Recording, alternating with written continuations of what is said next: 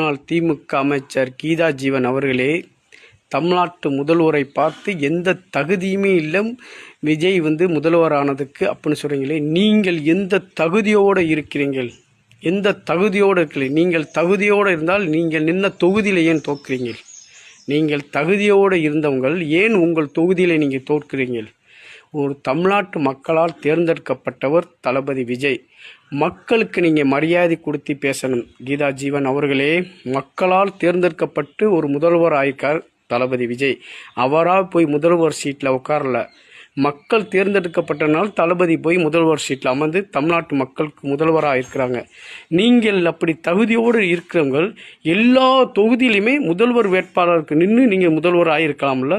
கீதா ஜீவன் அவர்களே, நீங்கள் தகுதியோடு இருந்தால் ஏன் உங்கள் தொகுதியில் தோக்குறீங்கள்? தமிழ்நாட்டு மக்களால் தேர்ந்தெடுக்கப்பட்ட ஒரு முதல்வரை நீங்கள் கீழ்த்தனமாக பேசக்கூடாது. கீதா ஜீவன் அவர்கள்